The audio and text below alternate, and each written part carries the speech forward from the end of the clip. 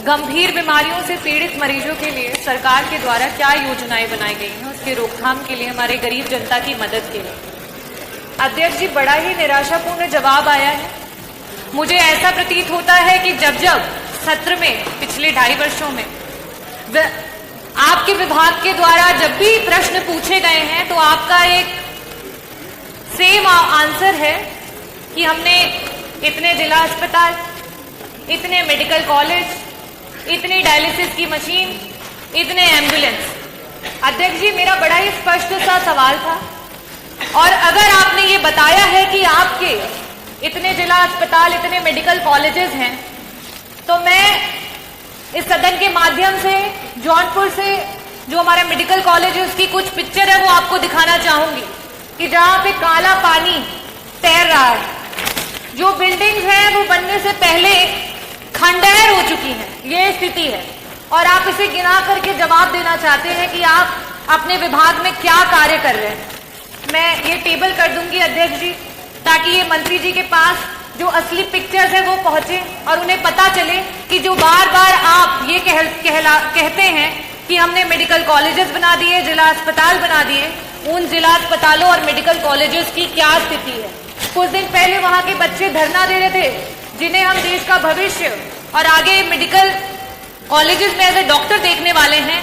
आज उनके पास ना शुद्ध पेयजल है, ना बिजली है, ना पानी है। हम मरीजों को क्या ठीक करेंगे मंत्री जी? हमारे तो डॉक्टर बीमार हो रहे हैं, कभी डेंगू, कभी मलेरिया और कभी जॉन्डिस से। ये स्थिति है अध्यक्ष जी। It is really shame for the UP health minister and the department of health ministry. और आज सेंट्रल में तीसरे टेनियर के बाद भी अगर मेडिकल कॉलेजेस की ये स्थिति है, definitely a shame for this सरकार कि आप इस तरीके की स्थिति ला करके रखी है आपने। अध्यक्ष जी, जवाब में इन्हें ये देना चाहिए था कि गंभीर बीमारियों के लिए जो हमारे डॉक्टर्स होते हैं, चाहे वो पैलिएटिव मेडिसिन के डॉक्टर्स हो, चाहे आपके ऑन्को सर्जन्स हो, ऑन्कोलॉजिस्ट हो, गायनेकोलॉजिस्ट हो, न्यूरो एनेस्थीसिया डिपार्टमेंट के डॉक्टर्स हो, चाहे आपके कार्डियो सर्जन्स हो, सीटीवीएस के सर्जन्स हो, आपने कितने डॉक्टर्स को बढ़ा, कितने डॉक्टर्स को आपने बढ़ाया?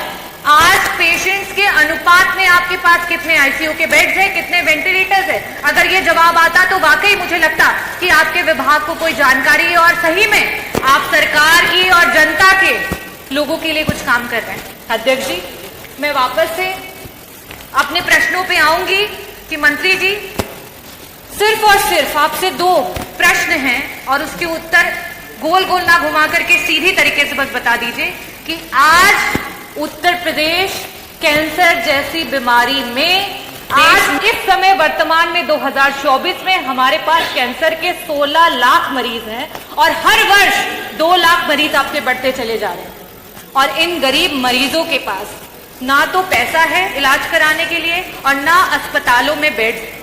इन परिस्थितियों में अगर वो मरीज किसी प्राइवेट अस्पताल में जाता है, बड़ा बड़ा एस्टिमेट मिलता है। क्या सरकार कैंसर के सारे उत्तर प्रदेश के मरीजों को उनका जो एस्टिमेट जहां से भी बन करके आता है उसका एक मुश्त में पैसा उपलब्ध कराएगी कि नहीं कराएगी? मेरा दूसरा सवाल है मंत्री जी कि आज जब आपने जवाब नहीं दिया कि आपके पास सुपर स्पेशलिटी के डॉक्टर्स कितने बढ़ गए हैं, पेशेंट्स के अनुपात में वेंटिलेटर और आईसीयूज कितने हैं, तो इन परिस्थितियों में जितने भी आपके प्राइवेट उत्तर प्रदेश के हॉस्पिटल्स रन कर रहे हैं जहां पे वेंटिलेटर्स और आईसीयू की सुविधा उपलब्ध है, उनको पीपीपी मॉडल पे, सरकार तो पीपीपी मॉडल पे बहुत काम कर रही है, जगह जगह पर आप इसके बारे में एडवर्टीजमेंट करते रहते हैं। तो आईसीयू और वेंटिलेटर, क्योंकि ये ऐसे मरीज होते हैं, ब्रेन हैमरेज के मरीज होते हैं, इनके पास समय नहीं होता है। मंत्री जी, अगर एक्सीडेंट हो गया, आज बीपी बढ़ गया और ब्रेन हैमरेज हो गया तो तुरंत उसका ऑपरेशन होना है, लेकिन उनके पास पैसा नहीं होता ना वेंटिलेटर पे देने के लिए, ना उन वेंटिलेटर्स पे रहने के बाद।